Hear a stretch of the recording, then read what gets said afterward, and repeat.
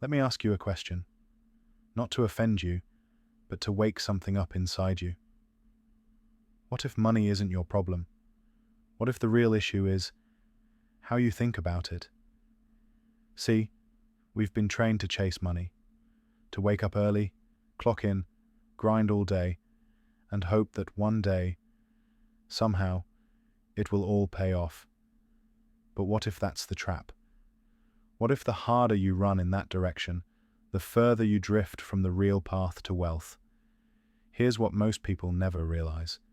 Money is not a reward. It's a mirror. It reflects your philosophy, your discipline, your habits. It reflects how much value you bring to the world, not just how tired you are when you get home. People who struggle financially often think, if I just worked harder, if I just earned more, then I'd be okay.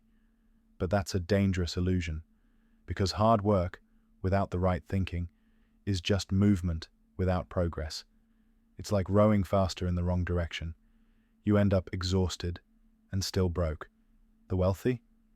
They're not playing the same game. While most people are out there trying to make money, the wealthy are quietly building systems that attract money. They don't hustle for every dollar. They design their lives so money works for them, even while they sleep. That's the first shift I want you to feel in your bones. Stop asking, how can I make more money? Start asking, how can I think more powerfully about money? Because when your thinking changes, your results follow. When you stop seeing money as the end goal and start seeing it as a tool, a servant, not a master, everything shifts. Think about it. The poor and the wealthy live in the same world, same 24 hours, same economy. So why does one group barely survive, while the other builds legacies that outlast them? It's not magic, it's mindset. The good news? This mindset can be learned. And once it clicks, you won't just work harder, you'll work smarter. You won't just hustle, you'll build. You won't just survive, you'll multiply. So if you're ready, I want to take you through the mental framework that separates the broke from the wealthy. This is not about tricks, it's about truth. This is not about luck, it's about reprogramming the way you see money, work, and time. Because once you start thinking like the rich before you become rich, you've already taken the most important step toward wealth. Let's begin. Here's a truth that most people never get to hear, and even fewer ever truly understand. Wealth doesn't start in your wallet, it starts in your mind. Before you can have more, you have to become more. And becoming more doesn't mean more hours, more struggle, or more sacrifice. It means upgrading the software that's running the whole show, your mindset. Look around. How many people do you know who are always working, always exhausted, always chasing the next paycheck, and still broke? That's not because they're lazy. It's not because they don't care. It's because they're running on a broken money mindset. They think like earners, not owners. They think short-term, paycheck to paycheck, bill to bill. The wealthy, they think long-term. They ask, how can I build something today that pays me for the rest of my life? It's like planting seeds. Most people are so busy eating from one tree, they forget to plant more. But wealthy thinkers, they're always planting, always watering, always building systems that don't need them to be present every single day. It starts with a simple but powerful shift in thinking. Stop chasing money, start attracting it. Because here's the secret. Money follows clarity. It follows vision. It follows structure. It does not follow desperation. When you think like the rich, you don't see money as a goal. You see it as a tool, a means to build freedom, to serve others, to multiply impact. Ask yourself, do I see money as something I have to chase down like prey, or do I see it as something I can create systems to attract? This mindset isn't about greed. It's about responsibility. You can't control the economy, the job market, or the stock market, but you can control how you think. and how you think determines what you build. That's why wealthy people spend less time worrying about income and more time focused on assets, because they know income pays bills, but assets buy freedom. So here's the shift. You stop asking, how can I get a raise? And you start asking, what can I own that pays me even when I stop working? It could be anything: a stock, a rental property, an online product, intellectual property, something that breaks the link between your time and your money. Because if your income depends entirely on your effort, you'll be exhausted. But if your income flows from value you've already built, even while you rest, now you've stepped into the mindset of the wealthy. This isn't fantasy. This is formula. Every rich person you've ever seen, they didn't just earn money. They built things that outlived their effort. And it all started with this one mindset. Before I can build wealth, I have to learn to think like someone who already has it. Think about it like this. If you suddenly received $1 million, but kept the same thinking you have now, how long would it last? That's why lottery winners go broke. They got the money, but not the mindset.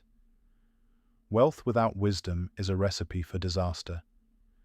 But if you build the mindset first, if you train your thinking to recognize value, to seek ownership, to delay gratification, then even with small resources, you can grow something powerful. You don't need millions to start. You need clarity. You need discipline. You need the kind of thinking that says, I may not be rich yet, but I'm going to think like the person I want to become. Because here's the truth. You don't become wealthy by accident. You become wealthy by choice, backed by training. Train your mind first, and your wallet will catch up later. So I ask you, are you ready to shift? Not just your circumstances, but your strategy. Not just your actions, but your entire approach. If you are, keep going, because in the next step, we'll move from theory to structure, from thinking like the rich to building like them. Let's get one thing straight. Income is not the same as wealth. It's not even close. We've been trained, conditioned, to believe that if we make a higher income, we're on the path to success. But income only pays the bills. Assets buy your freedom. Here's what most people never realize. If your income stops the moment you stop working, you're not free. You're just temporarily funded. You might be driving a nice car, wearing name-brand clothes, living in a decent apartment, but if your entire financial life depends on your ability to show up every day and trade time for money, then you're still in the trap. Now contrast that with someone who has assets, things that generate money even when they're not working. Rental property, dividend-paying stocks, a course, a book, a business that runs without them. These people don't just earn money, they multiply it. They've stepped out of the earn and spend loop and into the world of wealth creation. Let me ask you, if you stopped working tomorrow, how long would your money last? A week? A month? That answer tells you exactly how many assets you own and how close you are to freedom. Now don't get me wrong, there's nothing wrong with income. You need it. But if all you ever build is income, you'll spend your life working harder just to stay in place. Because time is limited, you can only work so many hours. But there is no limit to how many assets you can own, and that's where the game changes. Let me give you a real example. A young man I mentored once made $35,000 a year. He was struggling, just surviving. But instead of blowing every dollar on lifestyle upgrades, he saved up and bought a vending machine. One machine. He placed it in a barber shop. Then another. Then another. Within a year, those machines were earning him an extra $500 a month. No, it wasn't life-changing. Yet. But it was money that didn't need him. It showed him a new way to think. And that was the seed of wealth. Because wealth begins with ownership. Ownership of things that pay you. ownership of systems, ownership of results. So here's the shift. Stop spending your life earning money.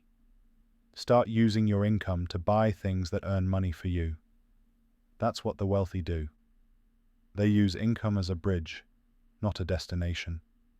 They say, how can I take part of what I earn and place it into something that earns more than me? It could be something small. One share of stock, one ebook, one simple business idea executed well, one lawnmower and a couple of customers. But the key is this. You're no longer just earning. You're building. Because when your money starts working harder than you do, you've unlocked the first gate to freedom. And here's another truth. Assets don't just give you money. They give you options. They give you time. They give you leverage. They give you breathing room. When you own something that pays you, regardless of effort, you get to say no to things that don't align with your purpose. You get to walk away from toxic jobs. You get to design a life that runs with you, not against you.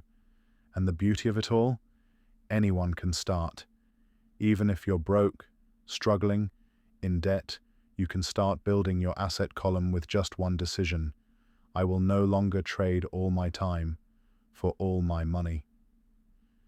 You'll start budgeting for ownership. You'll stop looking for raises and start looking for returns. You'll shift your thinking from how can I earn more to how can I own more, because every dollar you spend is either fuel for the fire or a seed for the future. And wealthy people, they plant seeds. They understand that income is like food. You eat it and it's gone. But assets are like trees. You plant them once, and if you take care of them, they'll feed you for life. So, the question is, are you going to keep working for your money, or are you going to build things so your money works for you?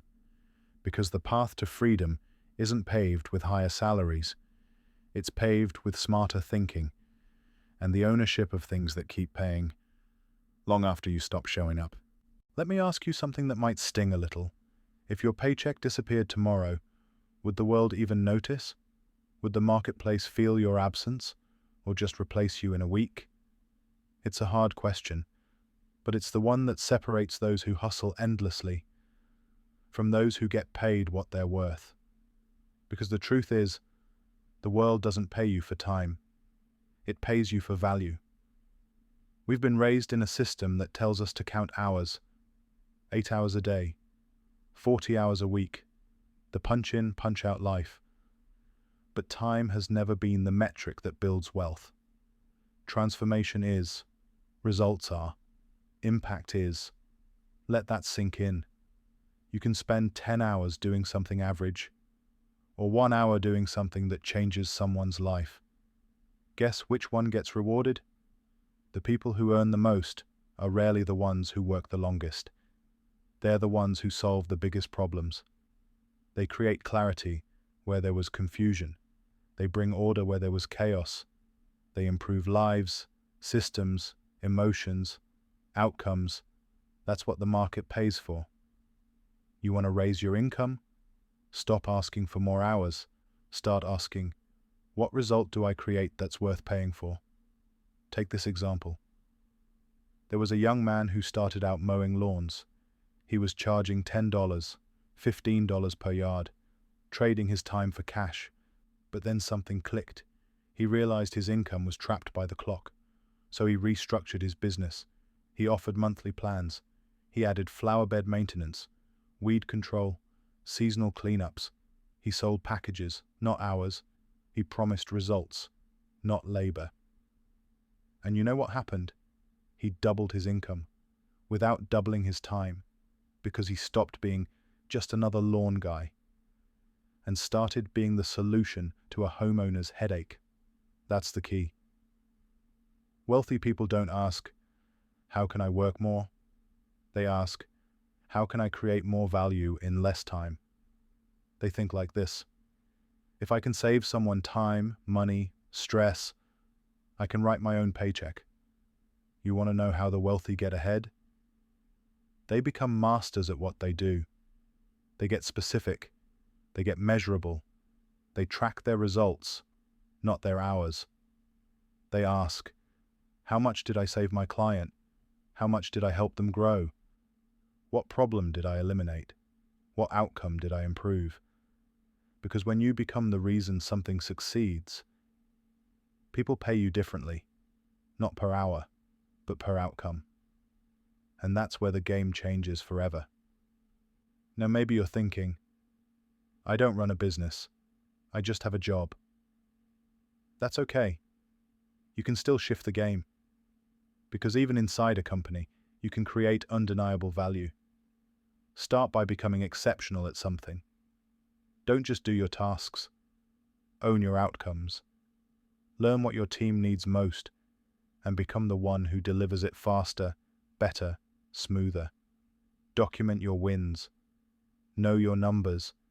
Show how you reduce costs, boost performance, streamline systems, because when you focus on value, you become irreplaceable. And if your current job doesn't reward value, start building your own platform, your own skill set, your own system that will write, design, code, speak, coach, sell, pick a problem, master it, and solve it better than anyone else.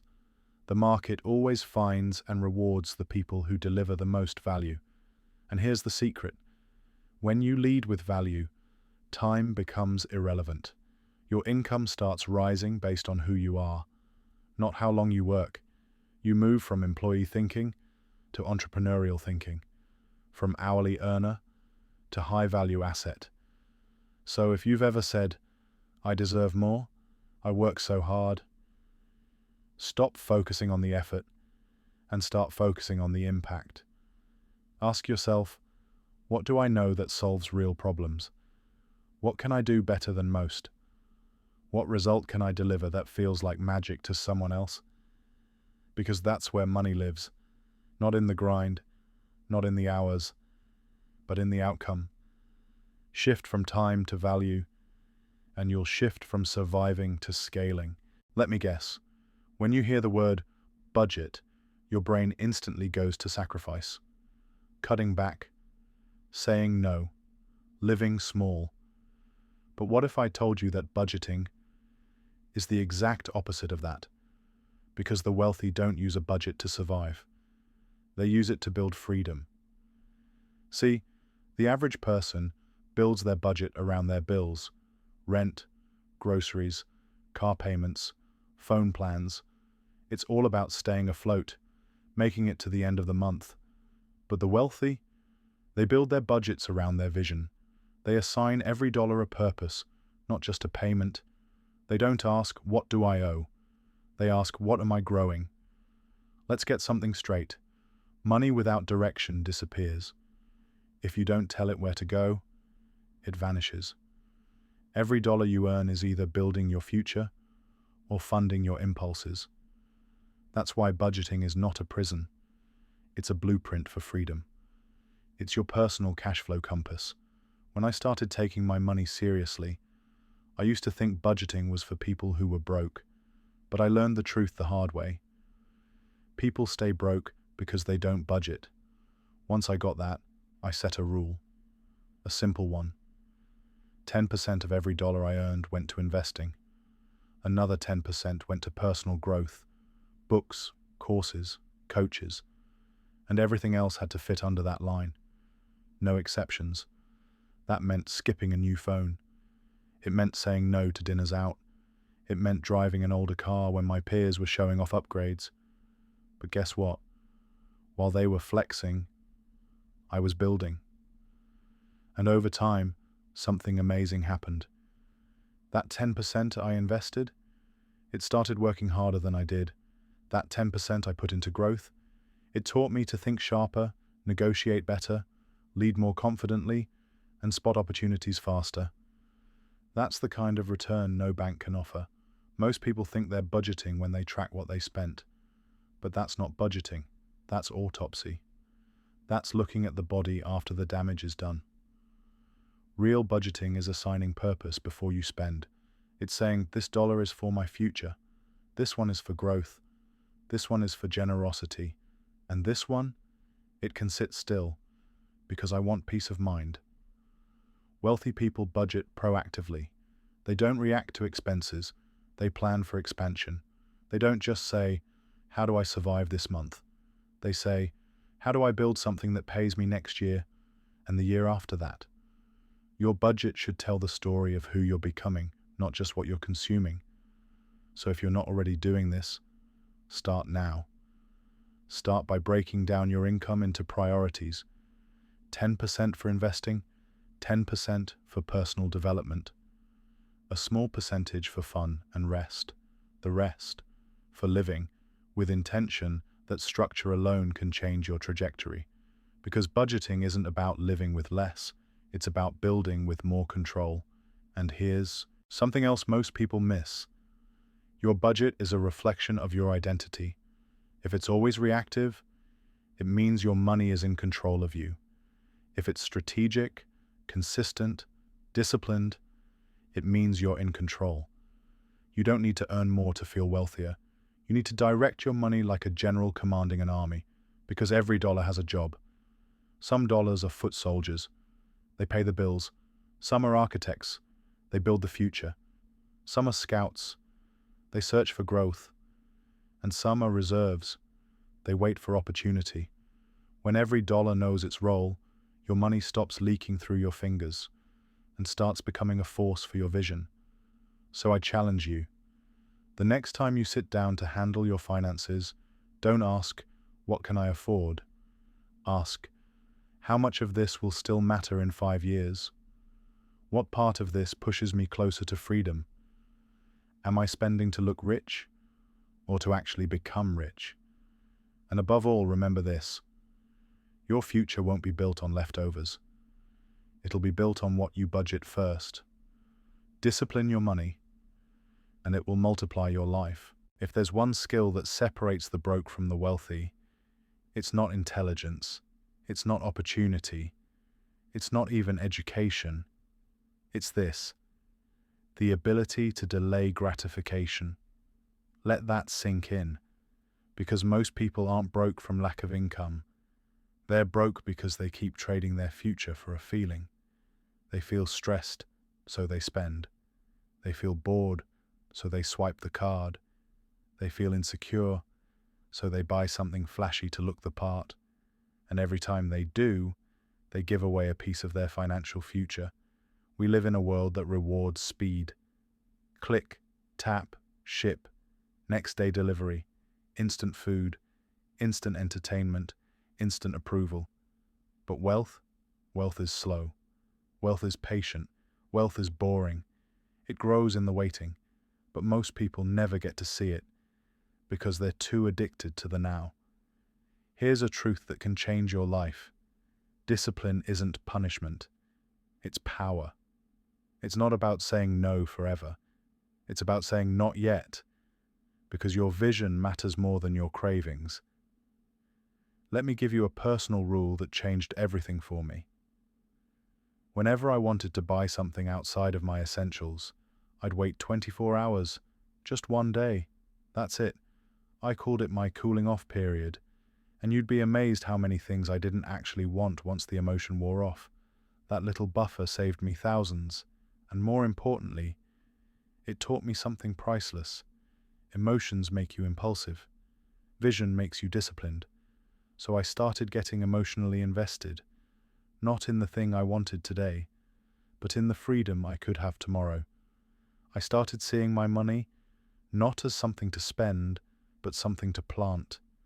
I began picturing the assets it could grow into, the businesses it could launch, the peace of mind it could secure.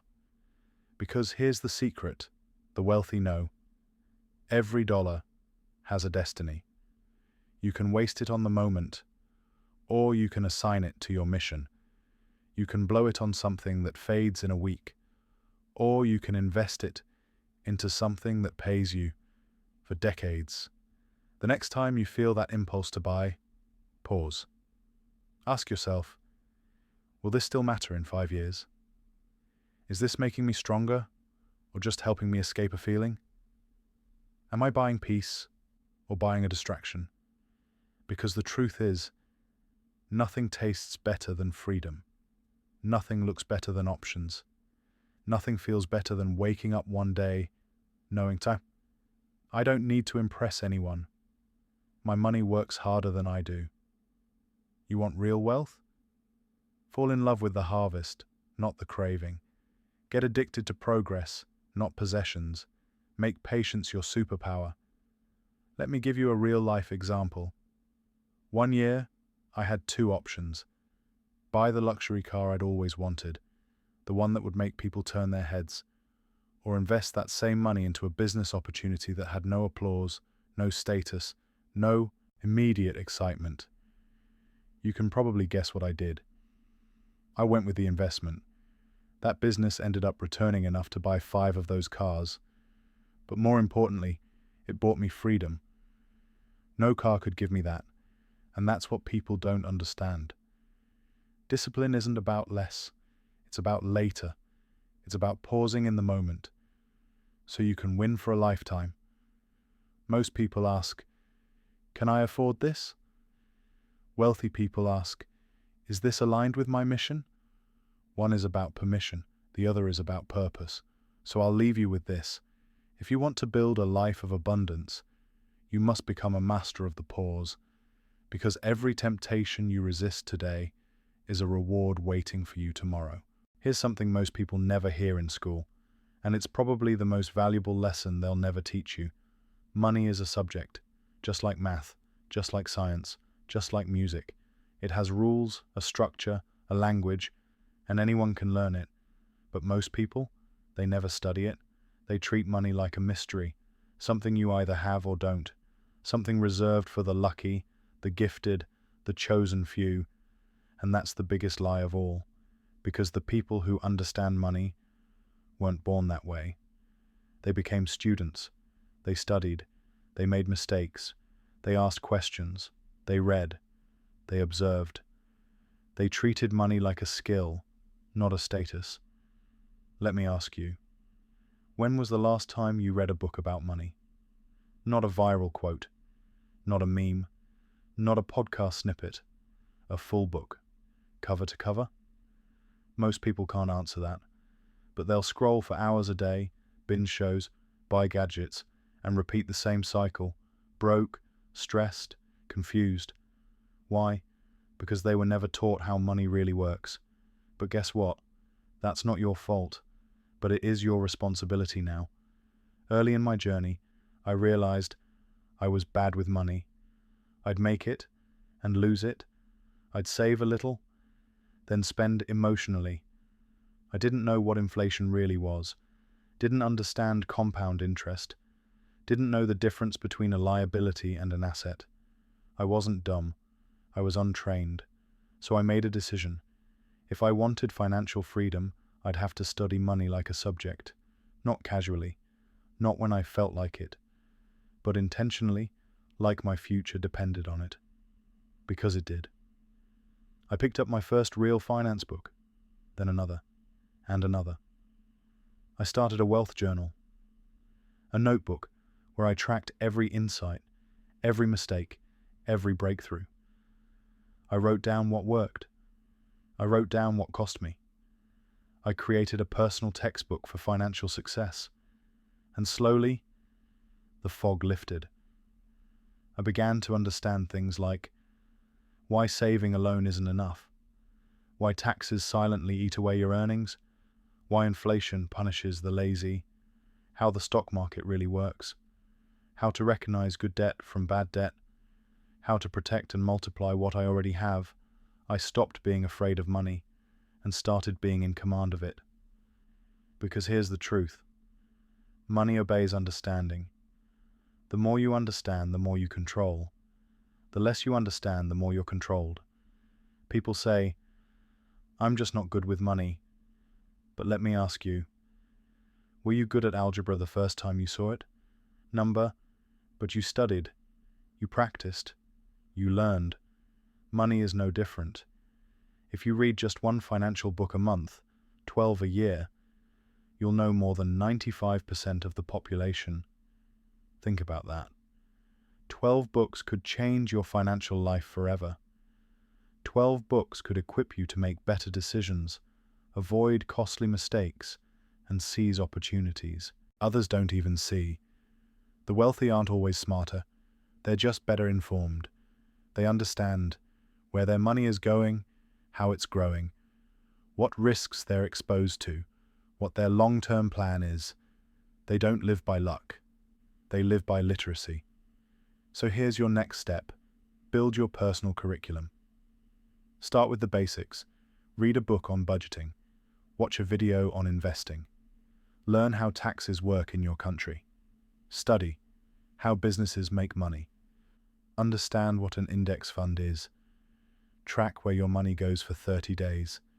And remember, you don't need to be an expert. You just need to know enough to avoid foolish decisions and make intelligent ones. Because money doesn't respond to effort, it responds to understanding.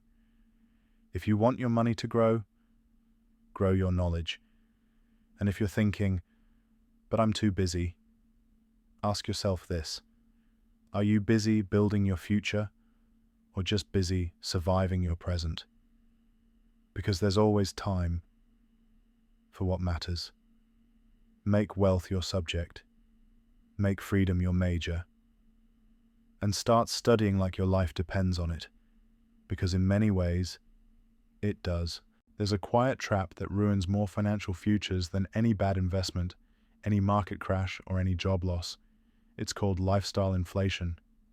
And it's so subtle, most people don't even realize it's happening until they're stuck again. Here's how it works. You start earning more money, a raise, a promotion, maybe a new client. And instead of upgrading your investments, you upgrade your lifestyle, a newer car, a bigger apartment, fancier clothes, a luxury vacation. At first, it feels good, like you're finally getting ahead. But that feeling is a lie, because what you've really done is reset your baseline. You're now earning more, but also spending more. And so your financial stress, it stays exactly the same, just with shinier things and bigger bills. This is why most people, even as their income grows, still live paycheck to paycheck. They earn more, but own nothing, because their money never got a chance to work. It was spent trying to impress strangers, or fill emotional gaps, or signal success that hasn't actually been built.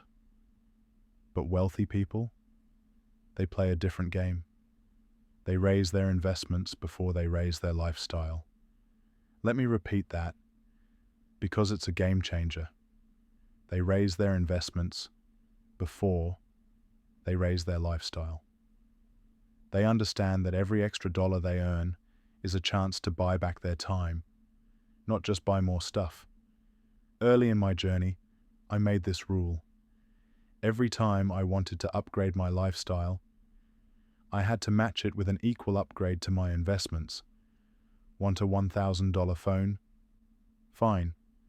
Put $1,000 into stocks or a cash-flowing asset first. Thinking about a $10,000 vacation?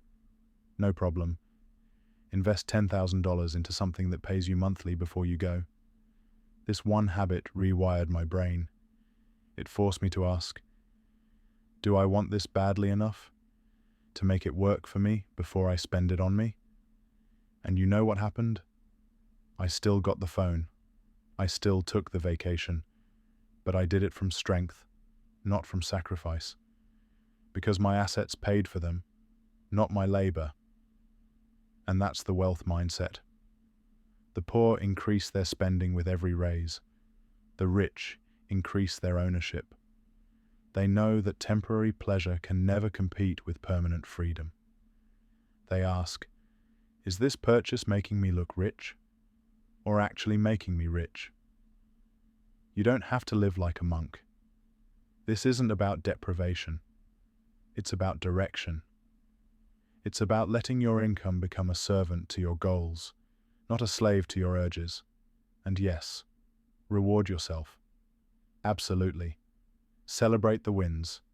Enjoy the process. But do it from a place of intention, not impulse. Because every time your income increases, you're at a crossroads. You can buy what fades, or you can build what grows. One leads to more bills, the other leads to more options. One is a cycle, the other is a strategy. And here's the best part. When you make this shift, your lifestyle upgrades don't go away.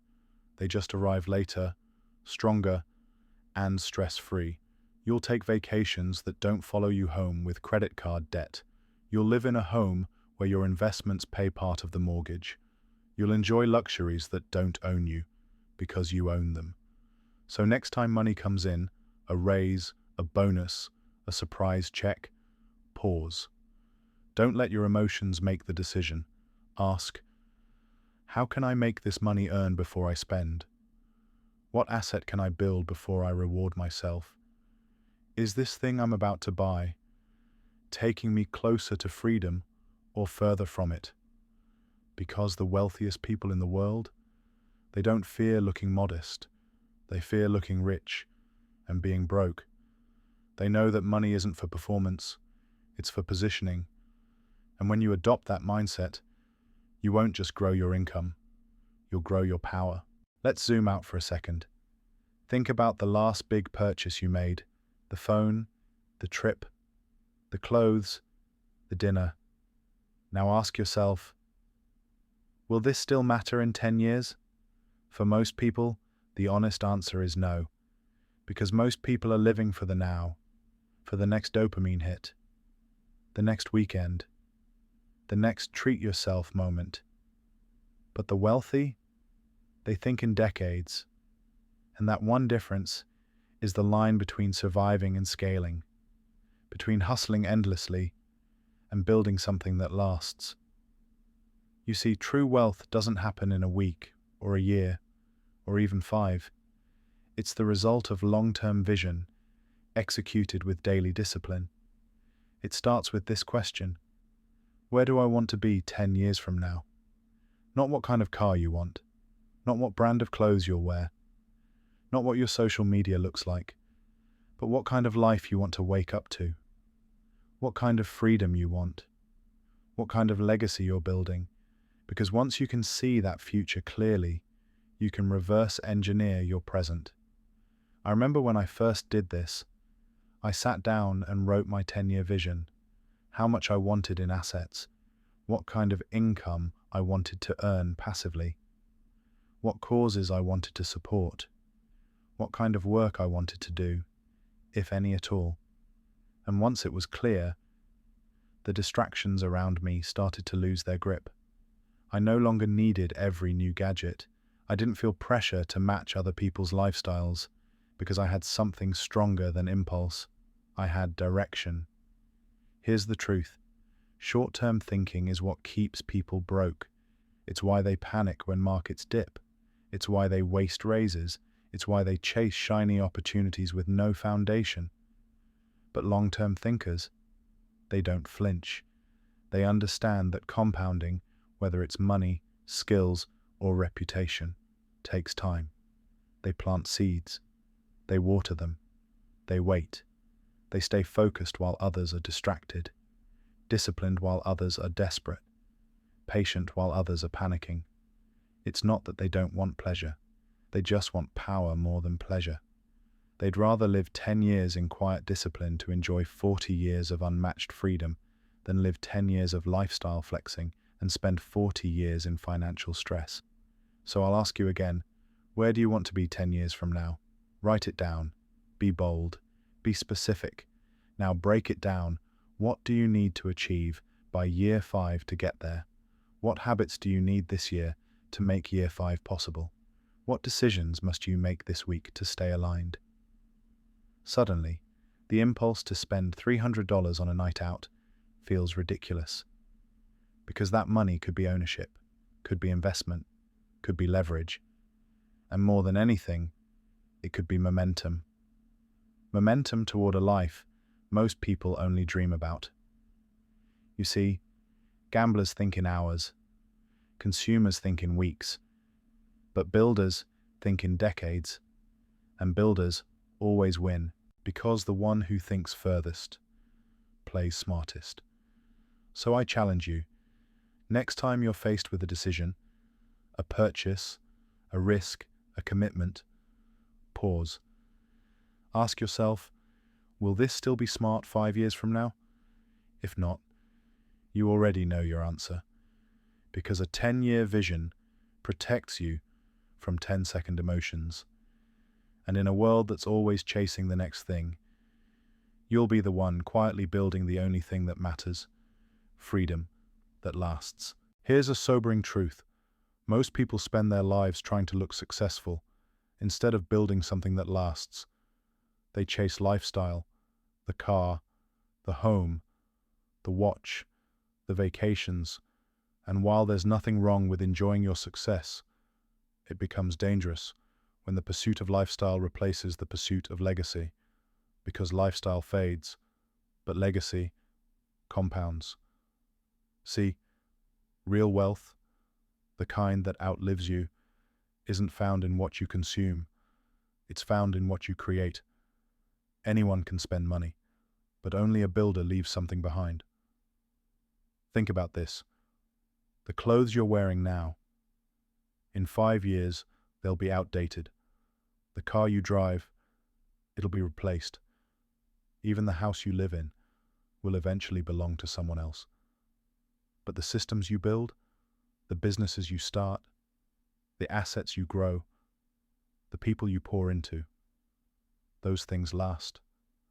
Those things echo. Legacy is when your money keeps working, long after you've stopped. When your values live on, even if your name doesn't. When your children, or someone else's, benefit from the wisdom, habits, and structures you put in place today. That's the goal. Early in my journey, I made a decision that changed everything. I stopped asking, what can I buy that makes me feel good today? And started asking, what can I build that will serve others when I'm gone? Because here's what I learned. A legacy isn't made by chance. It's built by daily intention. It's built when you choose assets over aesthetics, growth over gratification, purpose over performance.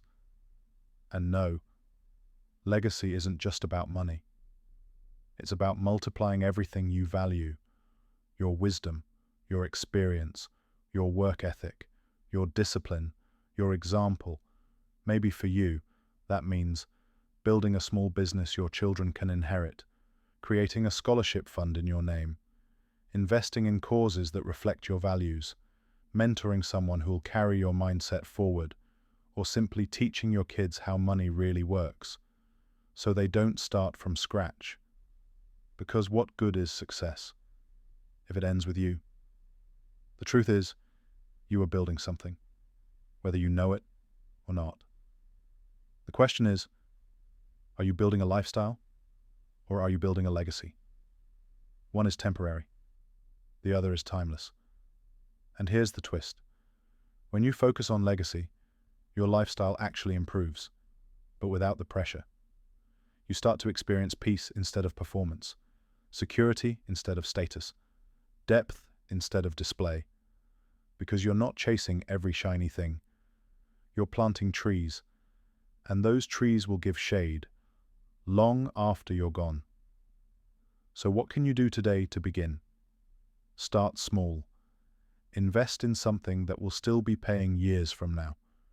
Automate a donation to a cause you care about. Write down what financial principles you want your kids or your future self to live by. Build a second stream of income that outlives your energy. It doesn't have to be big, but it does have to be intentional, because legacy isn't something you stumble into. It's something you craft, with purpose, with discipline, with patience. And when you build that kind of life, a quiet, powerful, compound-rich life, you don't just retire wealthy. You leave the world better than you found it. So ask yourself, what am I building that outlives me? What story will my money tell when I'm gone? What principles will continue to echo through the lives I've touched? Because in the end, Your lifestyle might impress, but your legacy, that's what will inspire. So now we've come full circle. We've walked through the mindset of wealth, not just the habits, but the beliefs, not just the tactics, but the philosophy. And if there's one thing I hope you walk away with, it's this. Wealth is not about how much money you make. It's about how deeply and deliberately you think. Because money, at its core, is just a tool. It responds to clarity. It multiplies with discipline, and it follows vision. But most people, they live without clarity. They spend without discipline, and they drift without vision. So they end up chasing, hoping, surviving, always behind, always stressed, always stuck. But you're not like most people, because you're here. You've chosen to think differently. And that decision, that shift in mindset, it's everything. Let me remind you what you've learned. Money isn't a reward. It's a reflection of your value, your thinking, and your system. Assets buy freedom. Income alone can't. The market pays for value, not time. Focus on outcomes, not hours. Budgeting is power, not punishment. Discipline isn't denial, it's direction. Knowledge is leverage. Study money like a subject. Lifestyle inflation kills momentum. Invest before you upgrade. Think in decades, not in dopamine hits. Legacy over lifestyle. Build something that outlasts you. And now, the final challenge. Don't just absorb this. Apply it. Don't let this be another moment of inspiration that fades by Monday. Let this be the line in the sand, the moment you stop being reactive and start being relentlessly intentional. Because your future self, 10 years from now, they're watching you. They're depending on you. And you owe them the discipline, the clarity, and the action that starts right now. You don't have to be perfect. You don't have to have it all figured out. You just have to be willing to take the next step. That step could be creating a simple, intentional budget, starting a small investment habit, reading your first real financial book, launching a tiny side hustle, or simply committing to a new rule. My money follows my mission. It doesn't matter how small it is. It only matters that it's on purpose, because that's what the wealthy do. They act with intention. They build with discipline. And over time, that mindset turns into money. That consistency turns into compound. That vision turns into legacy. So no matter where you are today, broke, stuck, in debt, overwhelmed, remember this. Your financial transformation doesn't start with money. It starts with a decision. And if you're ready to make it, say this out loud. I will no longer trade my future for my feelings. I will think like the wealthy, speak like the rich, work like a builder, and live like a leader. Because from this moment forward, you're not just earning, you're evolving. You're not just surviving, you're constructing freedom. You're not just spending, you're investing in the person you're becoming. Your legacy begins now, and the future, it's already watching. So go build it.